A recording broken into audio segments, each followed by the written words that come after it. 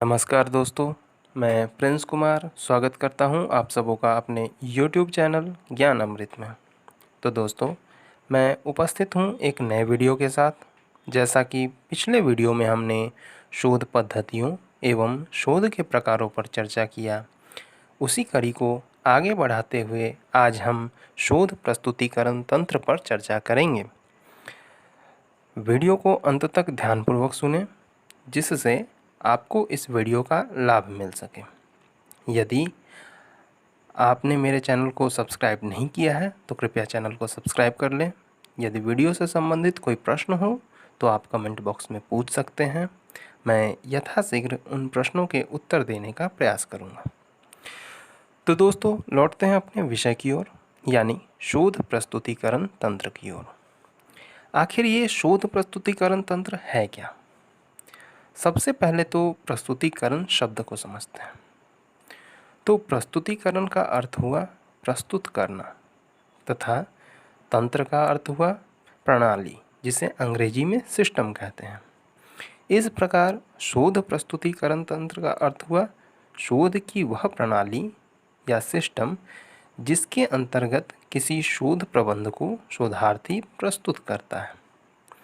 कहने का तात्पर्य यह है कि शोध कार्य प्रारंभ करने से लेकर उपाधि प्राप्त करने तक जो भी प्रक्रिया अपनाई जाती है या जिस तंत्र का अनुसरण किया जाता है, वही शोध प्रस्तुतिकरण तंत्र है।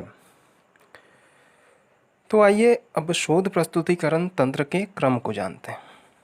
तो सबसे पहला जो क्रम है वह है शोध विषय का चयन। तो इसके अंतर्गत जो शोधार्थी होते हैं वह शोध की प्रारंभिक गतिविधि का शुभारंभ करते हैं, अर्थात शोध विषय का चुनाव करते हैं जिस पर वह शोध करना चाहते हैं। जैसे प्रसाद के नाटकों में नारी चरित्र, चंद्रगुप्त नाटक में संवेदना और शिल्प, तुलसीदास और लोकमंगल काव्य आदि। मतलब स्पष्ट है कि शोधार्थी जिस विषय पे शोध करना चाहते हैं उसका चयन करते हैं। दूसरा है शोध निर्देशक का चयन। इसके अंतर्गत शोधार्थी शोध निर्देशक का चयन करते हैं जिनके निर्देशन में शोधार्थी शोध को पूरा कर सके। शोध निर्देशक चुनते समय इस बात पर ध्यान दिया जाता है कि शोध निर्देशक का शोध के विषय में गहरा अनुभव हो। उदाहरण स्वरूप, यदि शोधार्थी किसी कविता असाध्य वीणा पर शोध करना चाहता है और उसके लिए उसने किसी ऐसे शोध निर्देशक को चुन लिया जो साहित्य इतिहास अथवा आलोचना का विद्वान है, तो शायद वह शोधार्थी की पूर्ण सहायता नहीं कर पाएंगे अथवा वह शोध गुणवत्तापूर्ण नहीं होगा। अतः शोधार्थी को इन बातों का ध्यान रखना चाहिए। एक बात और आप लोगों को बता दूं कि किसी किसी पुस्तक में आपको पहले शोध निर्देशक के चयन तत्पश्चात शोध विषय का चयन का क्रम मिलेगा। इसमें परेशान होने की आवश्यकता नहीं है, क्योंकि कुछ शोधार्थी शोध निर्देशक पहले चुनते हैं, तत्पश्चात उनके परामर्श से शोध विषय का चयन करते हैं, जबकि कुछ शोधार्थी स्वयं ही अपनी इच्छा से शोध विषय का चयन करते हैं, तत्पश्चात शोध निर्देशक का चयन करते हैं। अतः यदि आप इन दोनों के क्रम को ऊपर नीचे भी कर देंगे तो शोध प्रस्तुतिकरण तंत्र पर कोई प्रभाव नहीं पड़ेगा। आगे बढ़ते हैं तो जो तीसरा जो क्रम है वह है प्रारूप निर्माण का। तीसरे चरण में शोधार्थी शोध निर्देशक के परामर्श से शोध का प्रारूप निर्माण करता है, जिसे परिकल्पना भी कहते हैं।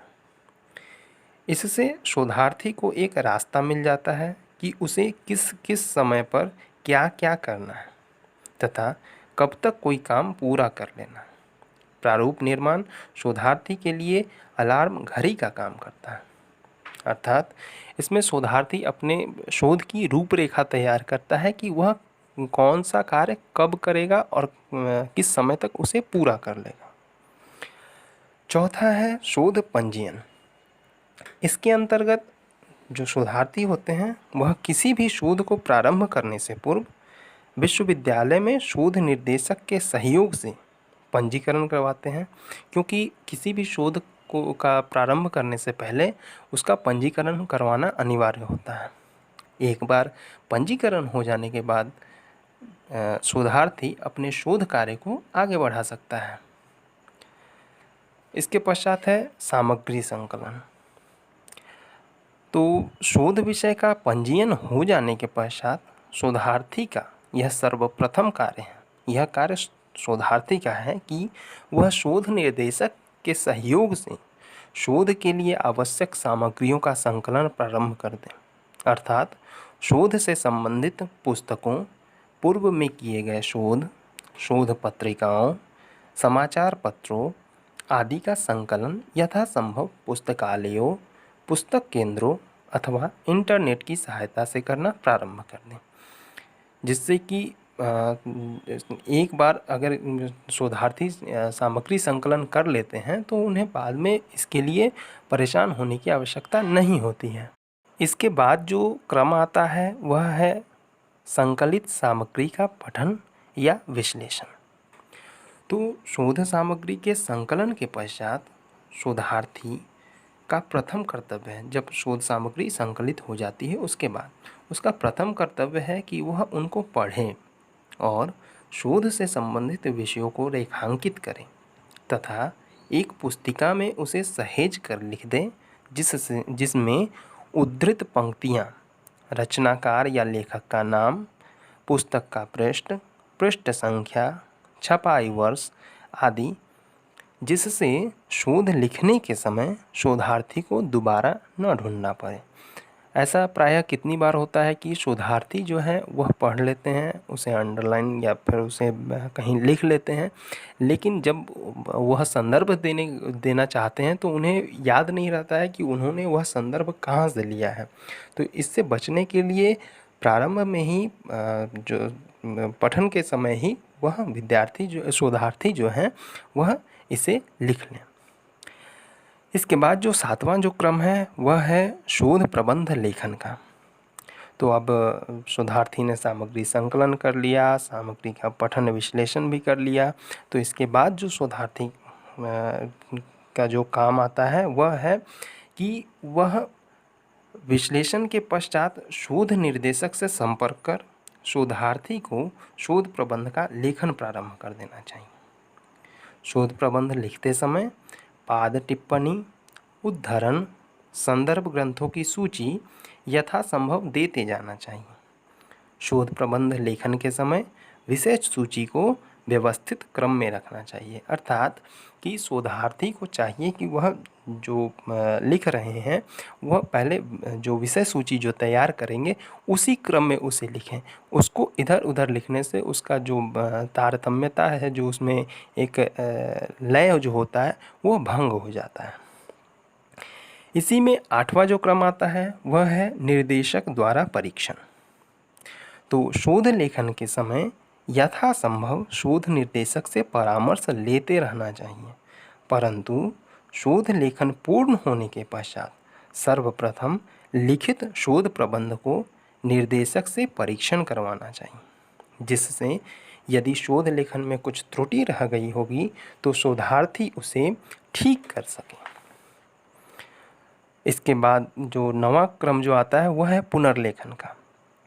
तो शोध निर्देशक जब परीक्षण कर लेते हैं उसके पश्चात शोध निर्देशक के आदेश पर शोध प्रबंध में शोधार्थी को यथासंभव सुधार करना चाहिए। जहाँ जहाँ शोध निर्देशक ने जो जो बताया है कि यहाँ पर सुधार करना चाहिए वहाँ पर सुधार करना चाहिए, कुछ नया लिखने को कहा है तो उसमें नया जोड़ना चाहिए। इसे ही पुनर्लेखन कहते हैं। इसके बाद जो 10वां जो क्रम आता है वह है पुनर्परीक्षण का। तो शोध प्रबंध के पुनर्लेखन के पश्चात शोधार्थी को चाहिए कि वह अपने शोध प्रबंध को पुनः शोध निर्देशक के पास ले जाए, परीक्षण के लिए जो उसने अभी फिर से जो नया लिखा है उसे परीक्षण के लिए ले जाए, जिससे शोधार्थी आगे का कार्य कर सके। परंतु आजकल शोध प्रस्तुतिकरण का यह क्रम सिर्फ पुस्तकों तक ही सिमट कर रह गया है। क्योंकि न तो शोधार्थी ही पुनर्लेखन में दोबारा मेहनत करना चाहते हैं और न ही शोध निर्देशक पुनर्परीक्षण में अपना कीमती समय व्यर्थ करना चाहते हैं। तो ये तो खैर मेरी अपनी टिप्पणी है। उसके बाद जो अगला क्रम है वह है टंकन। टंकन अर्थात टाइपिंग। तो शोध निर्देशक द्वारा पुनर्परीक्षण के उपरांत शोधार्थी को चाहिए कि वह शोध पत्र का यथाशीघ्र टंकन करवा ले, उसे जल्द से जल्द टाइप करवा ले। इसके बाद जो क्रम है वह है जमा पूर्व प्रस्तुतिकरण। शोध प्रबंध को प्रस्तुत किए जाने से पूर्व शोधार्थी को चाहिए कि वह टंकित किए गए शोध प्रबंध को पुनः पढ़े तथा टंकन के समय, जो टाइपिंग के समय जो गलतियां हुई है उनमें सुधार करवाने हेतु उसे चिन्हित कर लें। तत्पश्चात शोध निर्देशक के समक्ष प्रस्तुत करें, क्योंकि यदि हम उसी समय टाइपिंग में हुई गलतियों को अगर सुधरवा लेते हैं तो फिर मान लीजिए अगर शोध निर्देशक ने कुछ कहा तो फिर उसमें भी सुधार करवाने में फिर दोबारा मेहनत करना होगा। इसलिए उसमें जो टाइपिंग में जो गलतियां हुई हैं उसको चिन्हित कर लेना चाहिए। उसके बाद फिर शोध निर्देशक के समक्ष उसे प्रस्तुत करना चाहिए। उसके पश्चात मार्गदर्शन उनका प्राप्त करना चाहिए। इसके पश्चात जो 13वां जो क्रम है वह है अंतिम टंकन एवं प्रस्तुतिकरण। इसके अंतर्गत शोधार्थी को अशुद्धियों को ठीक करवाते हुए पुनः टंकन के पश्चात शोध प्रबंध को बाइंडिंग करवाना चाहिए। जब शोध निर्देशक ने कहा चलो ठीक है ये, इसके बाद उसे फिर से टाइपिंग करवाना चाहिए। उसके बाद फिर जब शोध प्रबंध जब ठीक हो, कब क्लियर हो जाए तो उसके पश्चात उसको बाइंडिंग करवाना चाहिए और अंत में उसे शोध निर्देशक के सहयोग से उपाधि हेतु, जिस उपाधि के लिए वह उन्होंने अप्लाई किया है उसके हेतु विभाग में प्रस्तुत करना चाहिए। इसके बाद जो क्रम है वह है परीक्षण। तो एक बार शोध प्रबंध जमा होने के पश्चात यह विभाग एवं शोध निर्देशक की जिम्मेदारी होती है कि वह उस शोध प्रबंध का परीक्षण करें एवं विशेषज्ञों को बुलाकर शोधार्थी के मौखिकी की व्यवस्था करें, अर्थात उनके इंटरव्यू की व्यवस्था करें। लेकिन आजकल होता क्या है कि यह विभाग की जिम्मेदारी तो है, शोध निर्देशक की भी जिम्मेदारी है, लेकिन आजकल यह शोधार्थी को उसमें भिड़ना पड़ता है कि भाई मेरा जो इंटरव्यू है वो जल्द से जल्द हो जाए। इसके बाद जो है वह है मौखिकी।